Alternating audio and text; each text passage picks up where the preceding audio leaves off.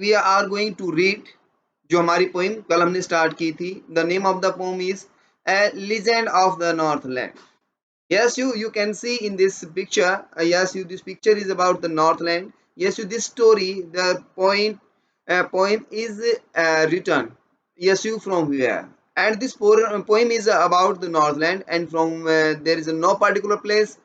कि कौन सी जगह है वो कौन सी नहीं है, it is not sure, but this story happened in Northland. ये कहानी जो हुई है ये नॉर्थ पोल के आसपास के एरिया में ये हैपन हुई है.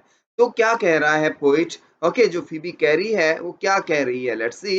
Away away in the northland where the hours of the day are few and the right nights are so long in winter that they can not sleep them through. So the poet is saying that's away away in the northland, के दूर दूर बहुत दूर northland में, where the hours of the day are few, जहाँ पे दिन के घंटे बहुत कम हैं, दिन छोटे हैं, and the nights are so long in winter, और जो रातें हैं बहुत लंबी हैं सर्दियों में. Yes you, the hours of the day are few and the night of yes you the night yes of the day are, yeah, nights are so long, nights are so long, and this happening in winter season, and it is happening yes you everywhere here also. हमारे यहाँ पर भी ऐसा ही होता है कि सर्दियों में हमारे जो दिन है वो छोटे हो जाते हैं, रातें लंबी हो जाती हैं. तो this is happening same there in northland also. तो कहा के भी नॉर्थलैंड में दिन जहाँ पे छोटे होते हैं, रातें जहाँ पे लंबी होती हैं, और उन लंबी रातों में पूरी रात लोग सो नहीं सकते हैं. They cannot sleep them through. So the rhyming scheme of the poem is A, land, few, B, winter, C, and through. Few and through. This is same. So A, B, C, B. The rhyming scheme of the poem. So now go to the next one. Where they harness the swift reindeer to the sledges when it snows. And the children look like bear's cub, and the children look like bear's cub in their funny fury clothes.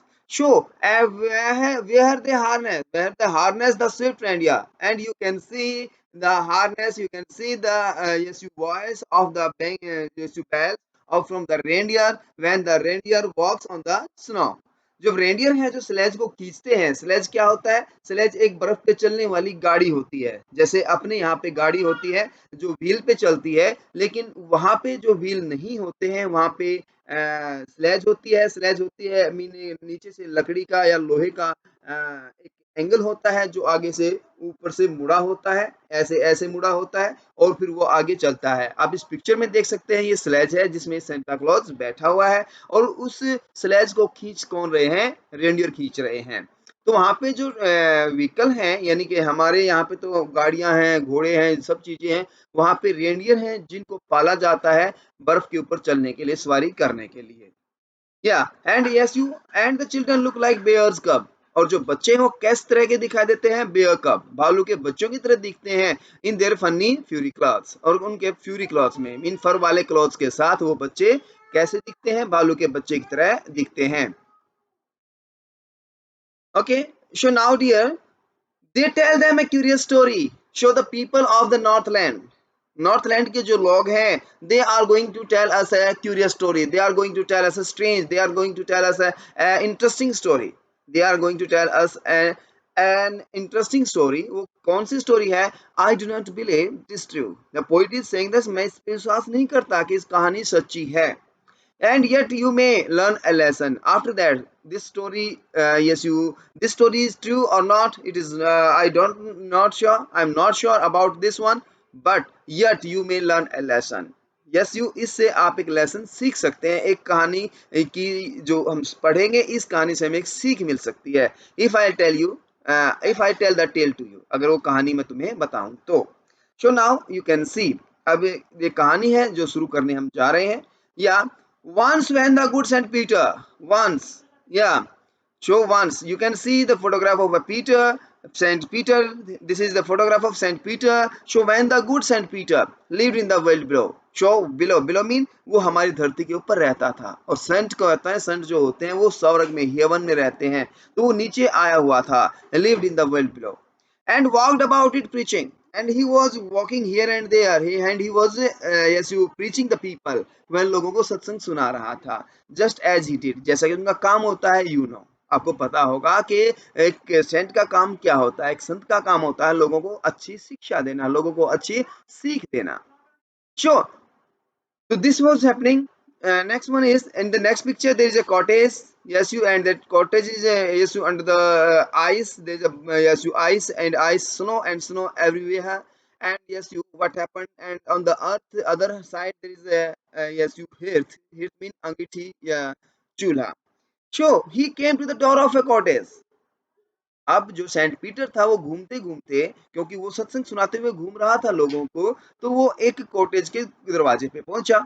In travelling around the earth, धरती पे घूमते-घूमते, where a little woman was making cakes, जहां पे उस छोटी कुटिया के आगे यीशु उसको दरवाजे पे उस कुटिया के दरवाजे पे वो पहुंचा। जिस दरवाजे पे वो पहुंचा तो उस कुटिया में एक औरत थी, छोटी औरत थी, छोटे कद की एक औरत थी, वो केक बना रही थी।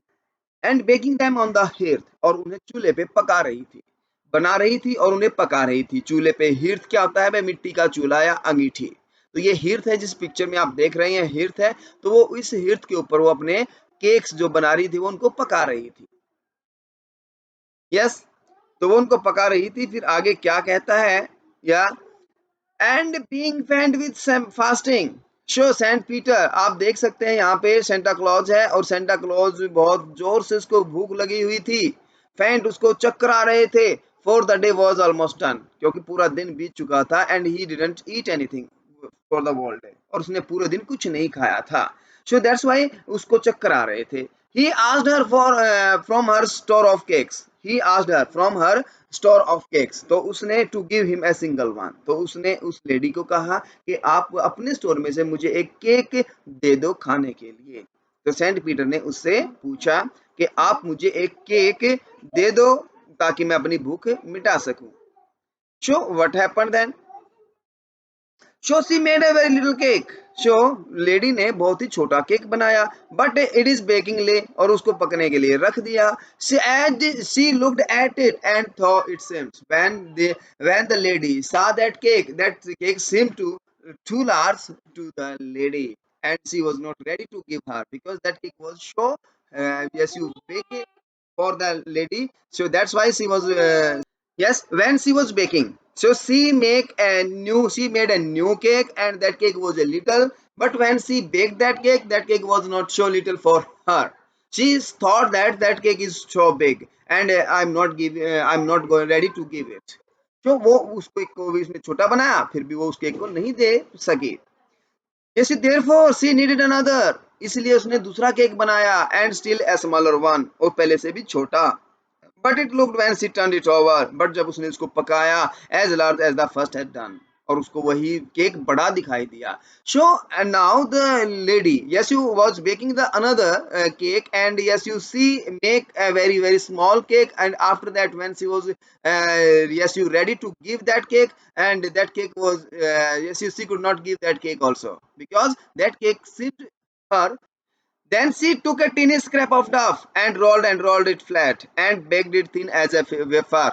But she could not part with that. Yeah, so then see, उसने एक बहुत ही छोटा पीस, छोटा बचा कुचा टुकड़ा लिया, यस यू, और उसको रोल किया, उसको रोल किया और इतना रोल कर दिया कि जैसे वो एक बिल्कुल पतला पापड़ बन चुका हो, और फिर वो भी उसको नहीं दे सकी, वो उसके हाथ से वो भी नहीं छूट सका। For she said, my cakes that seem too small when I eat of them myself. कि वो कहती है कि मैं जब अपने केक खुद खाती हूँ तो ये मुझे बहुत छोटे दिखाई देते हैं, and are yet too large to give away. But जब मैं किसी को देती हूँ तो ये मुझे बहुत बड़े दिखाई देते हैं. So she put them on the shelf. इसलिए उसने अपने केक्स को अपनी अलमीरा में वापस रख दिया। So up to here we will do beta rest जो है 4 stanzas we will do in the next poem, next video or next class. Thank you. Have a nice day.